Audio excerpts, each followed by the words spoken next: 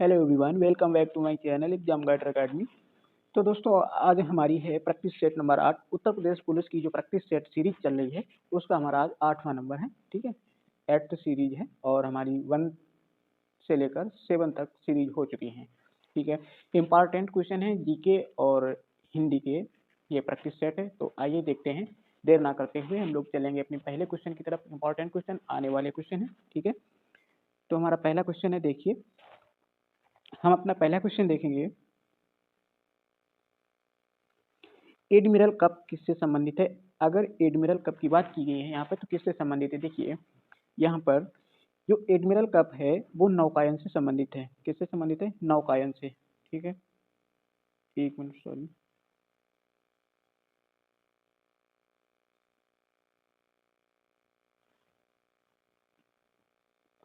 जो admiral cup है वो नौकायन से संबंधित है। देखिए ये दो कप हैं, एडमिरल और वेलिंगटन ट्रॉफी जो है ये नौकायन से संबंधित है। अब जैसे इसे समझने के लिए, याद करने के लिए, जैसे एडमिरल, एडमिरल किसका होता है? एडमिरल नौसेना का जो एडमिरल जनरल होते हैं। ठीक है, एडमिरल होते हैं, वही नौसेना से एडमिरल हो गया और नौ से नौकायन हो गया। ठीक है, ये दोनों जल से संबंधित है, तो इस तरह से हम इसका एलिमिनेशन कर लेंगे। ठीक है, नेक्स्ट क्वेश्चन आएगा हमारा, भारत का कौन राष्ट्रपति निर्विरोध निर्वाचित किया गया? तो ये हम कई बार एग्जाम में देख चुके हैं क्वेश्चन, और हम कई बार अभी पीछे भी एक दो बार हम इसको हल कर चुके हैं। तो भारत का वह कौन राष्ट्रपति था जो निर्विरोध निर्वाचित हुआ है? तो निर्विरोध निर्वाचन की बात करें तो एम संजीवा रेड्डी जो हैं ये निर्विरोध निर्वाचन हुए थे। ठीक है, कब हुए थे? ये 1977। ठीक है, 77 से 82 तक रहे थे। ठीक है, नेक्स्ट क्वेश्चन आएगा हमारा, थोड़ा जी, आवश्यकता विहीनता सिद्धांत के प्रतिपादक अर्थशास्त्री कौन है? आवश्यकता विहीनता सिद्धांत के प्रतिपादक जो हैं वो अर्थशास्त्री हैं, प्रोफेसर जी के मेहता हैं। ठीक है, प्रोफेसर जी के मेहता हैं। नेक्स्ट क्वेश्चन आएगा हमारा, सूर्य का दीप्तिमान आमुख जिसे हम देखते हैं वो क्या कहलाता है? तो सूरज का जो दीप्तिमान आमुख यानी कि जो हम देखते हैं उसको कहते हैं प्रकाश मंडल। वो हमारा प्रकाश मंडल होता है। क्या होता है? प्रकाश मंडल होता है। ठीक है, नेक्स्ट क्वेश्चन है हमारा, नर्मदा के अतिरिक्त कौन सी दूसरी नदी है जो अमरकंटक से निकलती है? देखिए अगर बात करें हम नर्मदा के अतिरिक्त वह कौन सी दूसरी नदी जो अमरकंटक से निकलती है, तो वो सोन नदी है। ठीक है, सोन नदी है, ये भी अमरकंटक से निकलती है। ठीक है,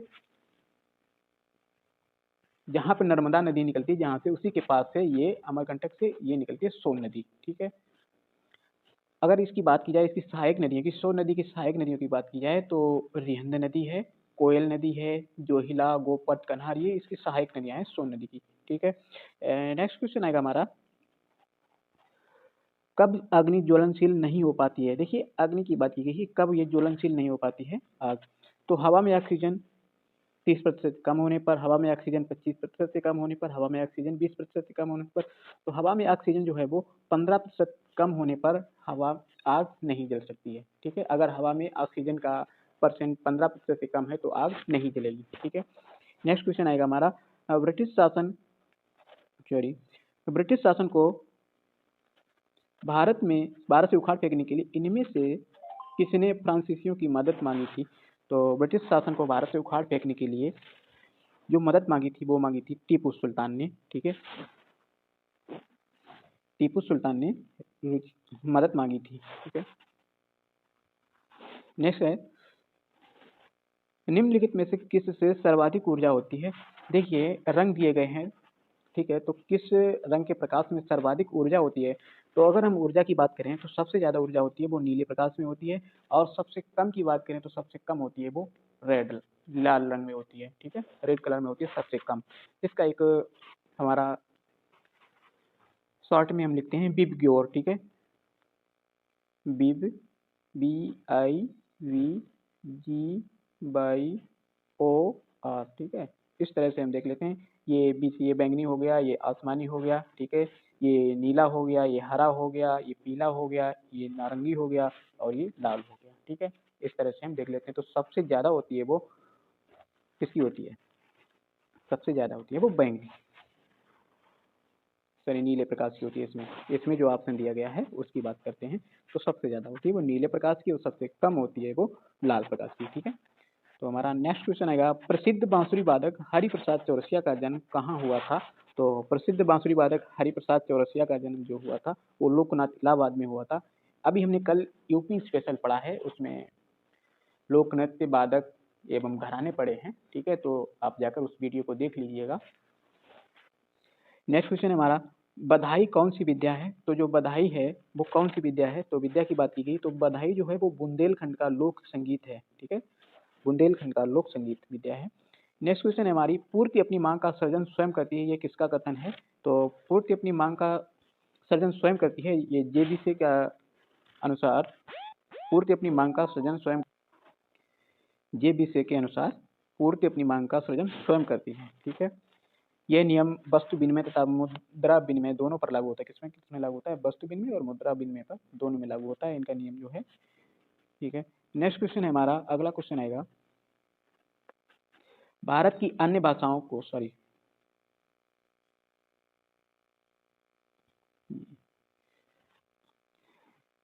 क्वेश्चन है हमारा, माई कंट्री माई लाइफ किसकी आत्मकथा है?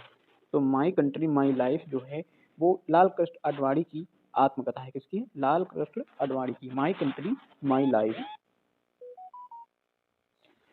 नेक्स्ट क्वेश्चन आएगा हमारा, भारतीय राज्य की कौन सी मुख्यमंत्री अपनी विरोधी पार्टी के अध्यक्ष से विवाहित थी? क्वेश्चन अच्छा है। तो अगर बात की जाए तो सुचेता कृपलानी जो थी, उत्तर प्रदेश की प्रथम मुख्यमंत्री थी सुचेता कृपलानी। तो ये विरोधी पार्टी के अध्यक्ष जो थे वो कौन थे? जेबी कृपलानी, ठीक है, जेबी कृपलानी से विवाहित थी, ठीक। नेक्स्ट क्वेश्चन है हमारा,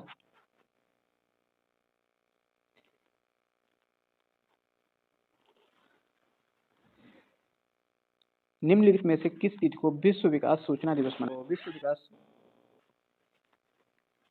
विश्व विकास सूचना दिवस कब मनाया जाता है? तो ये मनाया जाता है 25 अक्टूबर को, ठीक है। विश्व विकास सूचना दिवस मनाया जाता है 25 अक्टूबर को मनाया जाता है ये। नेक्स्ट क्वेश्चन आएगा हमारा, भारत की अन्य भाषाओं के गजन, वादिया आदि जौहर जैसे शिष्टाचार के शब्दों का क्या अर्थ है? तो शिष्टाचार के शब्दों का अर्थ की बात की जाए तो ये धन्यवाद है, ठीक है, क्या है? धन्यवाद, ठीक है। नेक्स्ट क्वेश्चन है, भारतीय सशस्त्र सेनाओं द्वारा पाकिस्तान से हाजी पीर की लड़ाई किस वर्ष लड़ी गई थी? तो हाजी पीर की लड़ाई की बात की जाए तो ये 1965 में लड़ी गई थी, ठीक है। कब लड़ी गई थी? 1965 में। उस समय भारत के प्रधानमंत्री लाल बहादुर शास्त्री थे, जो ताशकंद समझौता यानी कि उज्बेकिस्तान में गए थे, वहीं पर उनकी मृत्यु हो गई थी 1966 में, ठीक है। नेक्स्ट क्वेश्चन है, नागार्जुन कौन थे? तो नागार्जुन की बात की जाए तो नागार्जुन जो थे वे एक बौद्ध दार्शनिक थे। कौन थे? बौद्ध दार्शनिक थे ये। इन्होंने नागार्जुन जो थे इन्होंने बौद्ध संप्रदाय के जो 3 वो थे, क्या नाम, संप्रदाय, बौद्ध धर्म के जो 3 संप्रदाय थे, कौन कौन से? हीनयान, महायान और वज्रयान। उनमें इन्होंने महायान की स्थापना की थी। किसने? नागार्जुन ने, ठीक है। नेक्स्ट क्वेश्चन है, इनमें से कौन सा मुगल सम्राट अनपढ़ था? देखिए ये तो सभी को पता है, मुगल सम्राट कौन सा अनपढ़ था? अकबर जो था वो बिल्कुल अनपढ़ था, लेकिन फिर भी अनपढ़ होने के बावजूद उसने कितना सही तरीके से उसने अपना राज शासन किया था।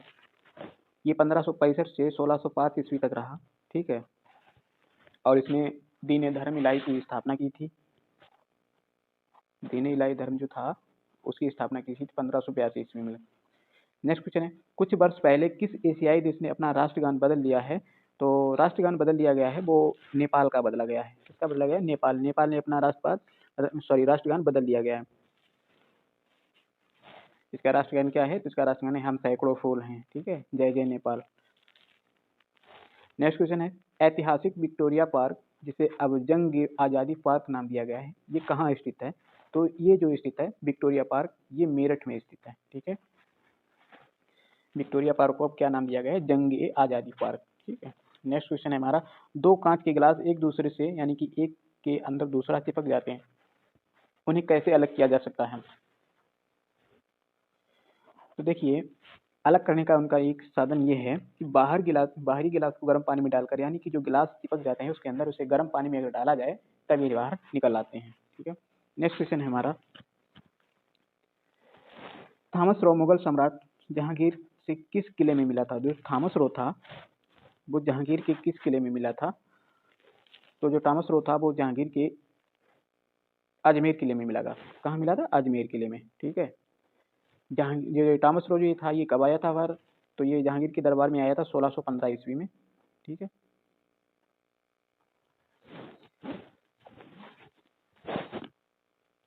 और एक आया था कैप्टन हॉकिंस, ये कब मिला था? ये लगभग मिला था ये 1608 ईस्वी में करीब आया था। नेक्स्ट क्वेश्चन है, किस देश में यूरेनियम का सबसे सर्वाधिक भंडार है? किस देश में यूरेनियम का सर्वाधिक भंडार है? तो वो भंडार की बात करें तो ऑस्ट्रेलिया में सर्वाधिक भंडार किसके? यूरेनियम के। ठीक है। और जबकि उत्पादन की दृष्टि से पहला यूरेनियम उत्पादक है वो कजाकिस्तान कजाकिस्तान है, और दूसरे नंबर पर आता है कनाडा। तीसरे की बात करें तो तीसरे पर आता है ये ऑस्ट्रेलिया, और भंडार में ये सबसे नंबर 1 पर स्थित है। ठीक है। नेक्स्ट क्वेश्चन है हमारा, निम्नलिखित में से कौन सी नदी यमुना से नहीं मिलती है? ठीक है। अगर यमुना से की बात की जाए, ठीक है, तो ये केन, बेतवा, चंबल, चंबल इटावा मिल जाती है। ठीक है। बेतवा ये मिलती है हमीरपुर में। ठीक है। आगे केन मिल जाती है। तो ये जो सोन नदी है ना, ये यमुना से नहीं मिलती है। सोन नदी है ये यमुना से नहीं मिलती है। सॉरी, ये कहाँ मिलती है? ये सोन नदी जो है ये पटना के समीप मिलती है, गंगा में। ठीक है। नेक्स्ट क्वेश्चन है, गंडक सिंचाई परियोजना किन प्रदेशों का एक संयुक्त प्रयास है? गंडक सिंचाई परियोजना जो है वो उत्तर प्रदेश और बिहार का संयुक्त प्रयास है। किसका संयुक्त प्रयास है? उत्तर प्रदेश और बिहार का। और इसकी परियोजना की स्थापना की बात की जाए, ये लगभग हुई थी 1959 ईस्वी में। कब हुई थी? 1959 ईस्वी में हुई थी। ठीक है। नेक्स्ट क्वेश्चन आएगा हमारा, इनमें से किसने भूमि मापांकन की व्यवस्था प्रारंभ की? देखिए इंपॉर्टेंट क्वेश्चन है, ये मुगल काल का है क्वेश्चन। इसमें ये क्वेश्चन आता है कि किसने भूमि मापन की व्यवस्था प्रारंभ की थी? तो भूमि मापन की व्यवस्था की बात की जाए तो शेरशाह सूरी ने की थी। ठीक है। शेरशाह सूरी ने की थी। इसने तब क्या चलाया था? भूमि मापन के लिए गजे सिकंदरी चलाया था। ठीक है। गजे सिकंदरी का प्रयोग किया था इसने, जो 32 इंच का होता था। कितना? 32 इंच का होता है। ठीक है। उस नेक्स्ट क्वेश्चन हमारा, शहद का प्रमुख घटक क्या है? तो शहद का प्रमुख घटक की बात की जाए तो फ्रक्टोज होता है, ये शहद का घटक होता है। ठीक है। नेक्स्ट क्वेश्चन आएगा हमारा, और ये सबसे मीठा होता है। सबसे मीठी शर्करा कौन सी होती है? फ्रक्टोज। ठीक है। नेक्स्ट क्वेश्चन है, मनुष्य जीवन का सर्वोत्तम ध्येय है कैवल्य, जिसका अर्थ है, मनुष्य जीवन का सर्वोत्तम ध्येय है कैवल्य, जिसका अर्थ क्या होता है? तो जिसके अर्थ, कैवल्य के अर्थ की बात की जाए तो ये इच्छाओं पर विजय प्राप्त करना होता है। ठीक है। आंसर हमारा इसमें सी सही हो जाएगा। कैवल्य का अर्थ होता है इच्छाओं पर विजय प्राप्त करना। ठीक है। मनुष्य जीवन का सर्वोत्तम ध्येय है अपनी इच्छाओं पर विजय प्राप्त करना। नेक्स्ट क्वेश्चन है, विटामिन शब्द का जनक कौन है? तो विटामिन शब्द का जनक, ये कई बार क्वेश्चन आ चुका है, इंपॉर्टेंट है, साइंस का क्वेश्चन है। तो जो कॉस्मियर फंक है ये विटामिन के जनक कहलाते हैं। ठीक है। विटामिन, विटामिन क्या है? तो विटामिन की बात की जाए ये कार्बनिक यौगिक होता है। ठीक है। जो शरीर की वृद्धि और उपापचयी क्रियाओं के लिए आवश्यक होता है। ठीक है। ये 2 प्रकार के होते हैं, जल में घुलनशील और वसा में घुलनशील। जल में घुलनशील कौन से होते हैं? तो जल में घुलनशील की बात की जाए तो बी और सी। बी और सी ये किसमें? जल में घुलनशील होते हैं। और जितने भी बाद बाकी बचे हैं ए डी ई के ये होते हैं, ये वसा में घुलनशील होते हैं। ठीक है। नेक्स्ट क्वेश्चन है, इनमें से किसने अकबर की धार्मिक नीति की आलोचना की? तो अकबर की धार्मिक नीति की आलोचना की बात की जाए तो ये की है बदायूं ने। बदायूंनी ने। किसने? बदायूंनी ने की है। ठीक है।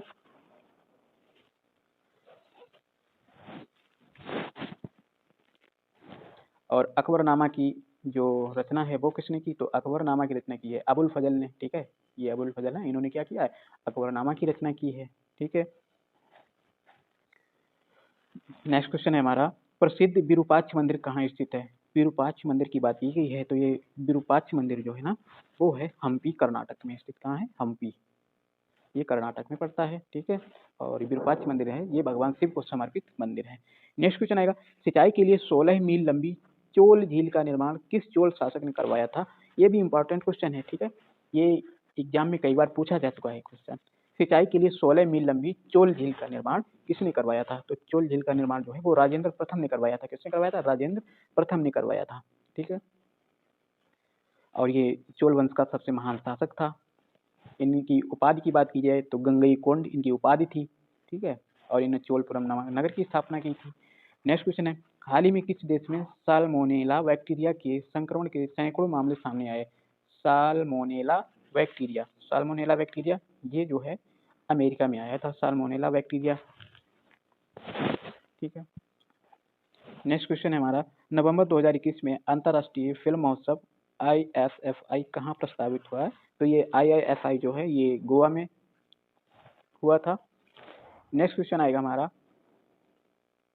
अगला क्वेश्चन, निम्नलिखित में से किस देश ने national intelligence estimate NIE on climate report जारी की है? तो ये जारी करने वाला जो है वो अमेरिका है, ठीक है। नेक्स्ट क्वेश्चन है, federation international D football association ranking 2021 में भारत का कौन सा स्थान है? तो भारत की 2021 की बात की जाए तो भारत का स्थान था उसमें 106वां, ठीक है। नेक्स्ट क्वेश्चन है, German sport wear brand Adidas ने किस भारतीय अभिनेत्री को ग्लोबल ब्रांड एम्बेसडर बनाया है? तो वो ग्लोबल ब्रांड एम्बेसडर जो बनाया है वो है दीपिका पादुकोण को, ठीक है। नेक्स्ट क्वेश्चन आएगा हमारा, भारतीय निर्वाचन आयोग ने सभी मतदान केंद्रों की डिजिटल मैपिंग के लिए कौन सा ऐप लॉन्च किया है? तो डिजिटल मैपिंग के लिए जो लॉन्च किया है ऐप वो है गरुड़, ठीक है। गरुड़ किसके द्वारा? भारतीय निर्वाचन आयोग के द्वारा लॉन्च किया गया है, ठीक है। ये थे हमारे जीएस के क्वेश्चन। अब हम देखते हैं हिंदी के, ठीक है। अब हम हिंदी के क्वेश्चन देखेंगे तो हमारा हिंदी का क्वेश्चन आएगा पहला क्वेश्चन आएगा, आविर्भाव का सही विपरीतार्थक शब्द कौन सा होगा? तो आविर्भाव का विपरीतार्थक जो शब्द है वो होगा तिरोभाव। आविर्भाव का अपोजिट होता है तिरोभाव, ठीक है। इसका विलोम शब्द तिरोभाव होगा। नेक्स्ट क्वेश्चन है, उन्मूलन का सही विपरीतार्थक शब्द चुनिए। उन्मूलन, ठीक है। तो उन्मूलन की बात कीजिए तो उन्मूलन का होता है रोपड़, क्या होता है? रोपड़, ठीक है। नेक्स्ट क्वेश्चन हमारा, बाघ और बकरी एक घाट पानी पीती है, शुद्ध वाक्य चुनिए। आप शुद्ध वाक्य, बाघ और बकरी एक घाट पानी पीती हैं, तो एक घाट पानी पीती हैं, बाघ और बकरी एक घाट पर पानी पीते हैं, बाघ और बकरी एक घाट पानी पीते हैं, बाघ और बकरी एक घाट, तो सही हो जाएगा हमारा ए वाला, बाघ और बकरी एक घाट पर पानी पीते हैं, ठीक है। नेक्स्ट क्वेश्चन है हमारा, एक गाय दो घोड़े और एक बकरी मैदान में चर रहे हैं, शुद्ध वाक्य क्या होगा? एक गाय दो घोड़े और एक बकरी मैदान में चर रहे हैं, ठीक है। एक गाय दो घोड़े और एक बकरी मैदान में चर रहे हैं, एक गाय दो घोड़े और एक बकरी मैदान में चर रही हैं। शुद्ध वाक्य की पहचान करनी है, इसमें अशुद्ध दिए गए हैं ना, शुद्ध वाक्य की पहचान करनी।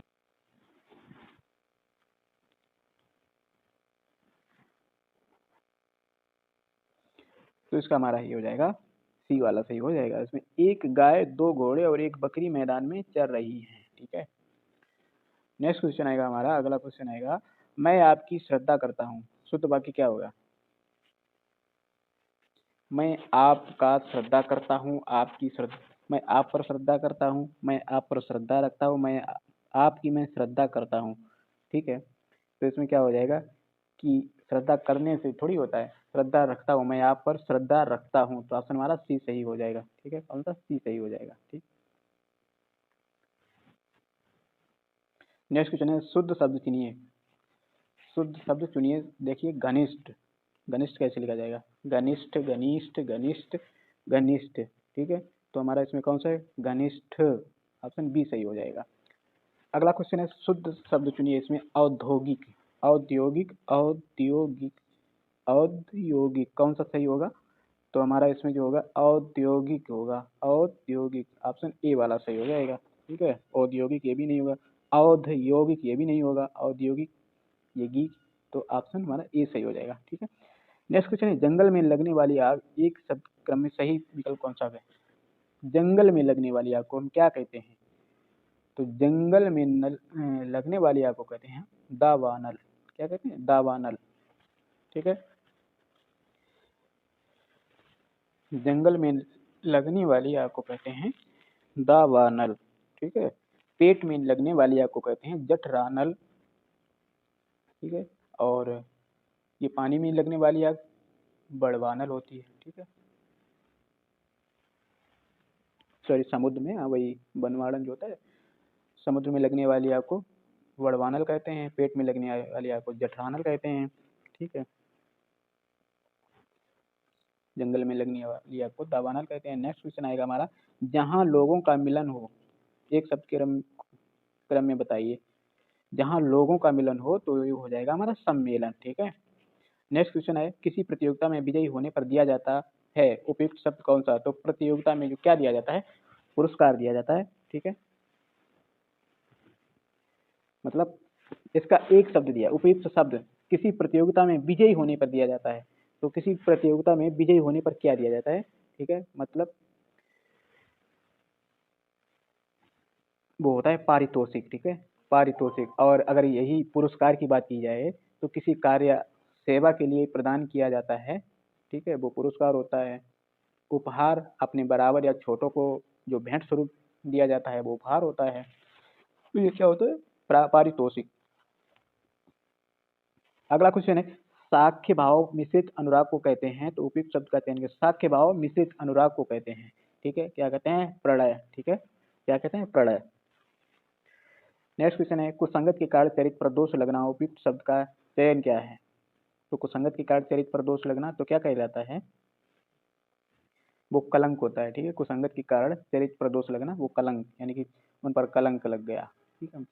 नेक्स्ट क्वेश्चन है, शस्त्र क्या है? शस्त्र क्या है? उपयुक्त शब्द का चयन कीजिए। वो हथियार जो फेंक कर चलाया जाता है, वो हथियार जो हाथ में थाम कर चलाया जाता है एक की तरह। तो वह हथियार जो हाथ में थाम कर चलाया जाता है उसे क्या कहते हैं? शस्त्र। ठीक है, अस्त्र शस्त्र। नेक्स्ट क्वेश्चन है हमारा, जिसमें संसार के प्रति मोह न रहा हो। उपयुक्त शब्द का चयन करिए। क्या कहा जाएगा? जिसमें संसार के प्रति मोह न रहा हो तो हम उसे क्या कहेंगे? तो उसे कहेंगे बीतरागी। ठीक है, बीतरागी। नेक्स्ट क्वेश्चन आएगा, जो कभी बूढ़ा ना हो उसे हम क्या कहेंगे? यानी कि जो कभी बूढ़ा ना हो उसे कहेंगे अजर। ठीक है, जो कभी बूढ़ा ना हो उसे क्या कहेंगे? अजर कहेंगे। नेक्स्ट क्वेश्चन आएगा, जो कानून के विरुद्ध हो। उपयुक्त शब्द का चयन कीजिए। तो जो कानून के विरुद्ध हो उसको क्या कहेंगे? देखते हैं।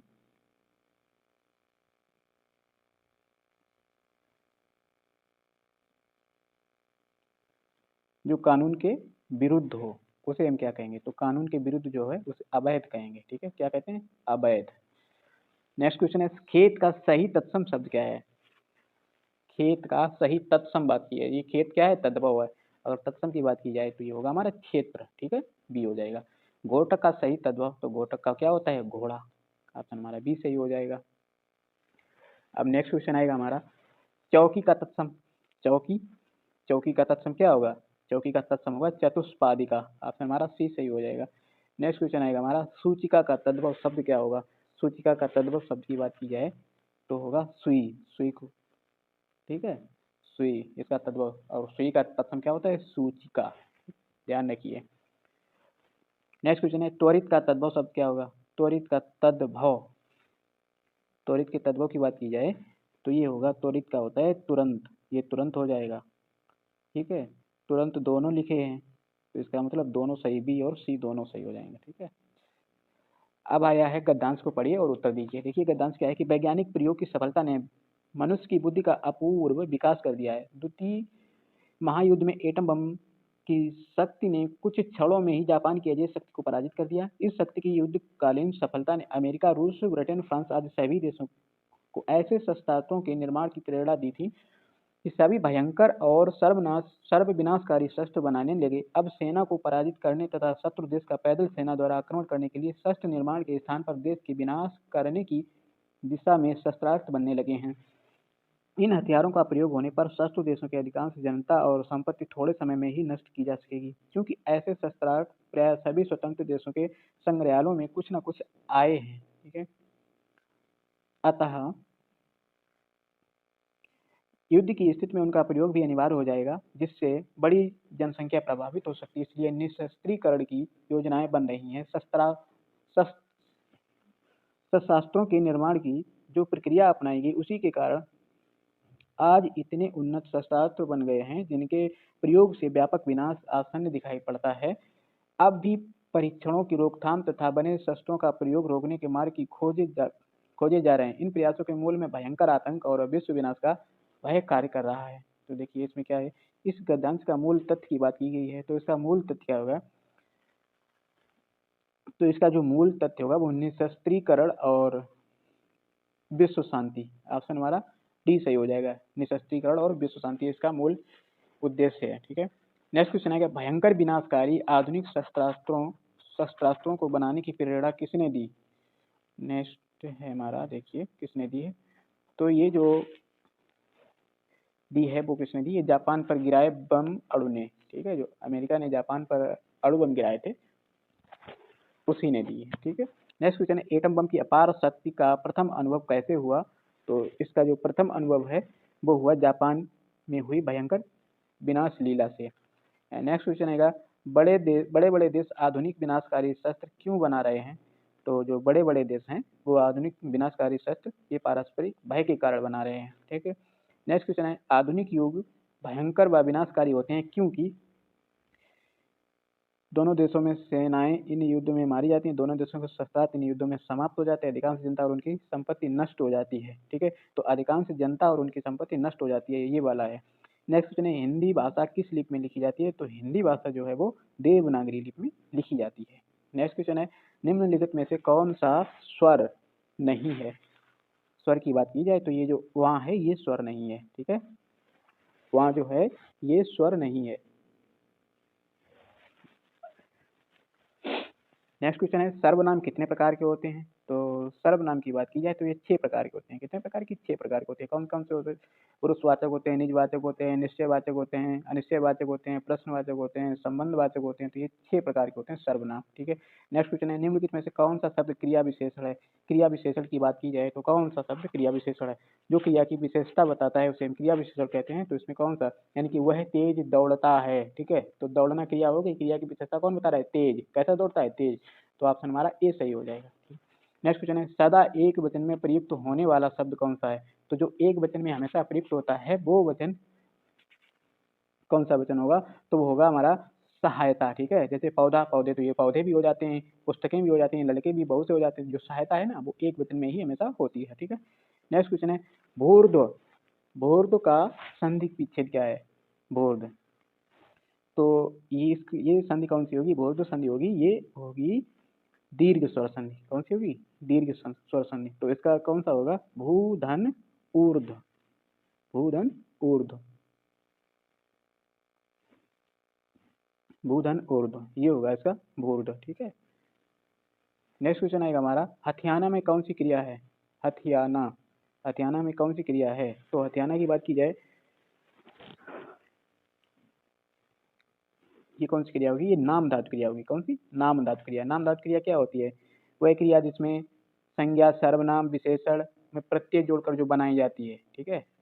संज्ञा सर्वनाम और विशेष या विशेषण में जो प्रत्यय जोड़कर बनाई जाती है उसको हम क्या कहते हैं, नाम धातु, ठीक है। नेक्स्ट क्वेश्चन आएगा हमारा अगला क्वेश्चन उच्चारण का संधि विच्छेद, उच्चारण का संधि विच्छेद कौन सा होगा। तो उच्चारण का संधि विच्छेद होगा उत्धन चारण, उत्धन चारण ये संधि विच्छेद होगा। ये कौन सी संधि है, ये व्यंजन संधि है। कौन सी, व्यंजन। जब ता के बाद चा अथवा छा आता है, ठीक है, तो इसका चा हो जाता है, क्या हो जाता है, चा। जब ता का चा हो जाता है तो उच्चारण, ठीक है। नेक्स्ट क्वेश्चन है हमारा वा का उच्चारण स्थान है वा, ये वा वट है, इसका उच्चारण स्थान कौन सा होगा, वा, वा। तो ये जो वा है ना ये दंतोष्ठ होता है। कौन सा, दंतोष्ठ। वा कौन सा होगा, दंतोष्ठ होगा। नेक्स्ट क्वेश्चन आएगा राम ने खाना खाया में खाया होगा कौन सी क्रिया होगी। राम ने खाना खाया, राम ने खाना खाया, अपूर्ण भूत तो होगा नहीं क्योंकि वो खाना खा चुका है। संदिग्ध भूत होगा इसमें। कौन सा, संदिग्ध भूत, ठीक है। राम ने खाना खाया। नेक्स्ट क्वेश्चन है हमारा नीचे दिए गए पहली पंक्ति और अंतिम पंक्ति यानी कि मिलान करने के लिए, सुमेलित करने के लिए बाकी दिया गया है। तो देखते हैं क्या है। एक, ये बाकी दिया गया एक, और लास्ट में क्या गया, देश है। तो एक भौगोलिक सीमा, एक भौगोलिक सीमा में एक राष्ट्रीय चेतना लेकर रहने वाले व्यक्तियों की समष्टि ही देश है, ठीक है। तो हमारा कौन सा होगा इसमें? सी वाला ऑप्शन हो जाएगा। ठीक है, कौन सा हो जाएगा? सी वाला। एक, ठीक है, फिर वाला एक भौगोलिक सीमा, एक भौगोलिक सीमा में एक राष्ट्रीय चेतना लेकर रहने वाले व्यक्तियों, लेकर रहने वालों की समष्टि ही क्या है? देश है। ठीक है, तो आंसर हमारा सी हो जाएगा। तो दोस्तों ये थे हमारे क्वेश्चन, जीएस और हिंदी के क्वेश्चन थे। ठीक है, ये हमारा 8वां प्रैक्टिस सेट था। इंपॉर्टेंट क्वेश्चन है, एग्जाम में आने वाले, कई बार के इसमें तो रिपीटेड क्वेश्चन है जो आ चुके हैं एग्जाम में। ठीक है, तो आप बने रहिए हमारे वीडियो में, आप पूरा वीडियो देखिए। अगर आपको हमारा वीडियो अच्छा लगे तो आप वीडियो को लाइक जरूर करिए। अगर आप चैनल पर नए हैं तो चैनल को सब्सक्राइब कर लीजिए और बेल आइकन को दबा दीजिए, जिससे कि हमारी वीडियो का आने वाला जो नोटिफिकेशन है वो आप आने वाला वीडियो का नोटिफिकेशन आप तक पहुंच सके। और मिलते हैं नेक्स्ट वीडियो में, तब तक के लिए धन्यवाद।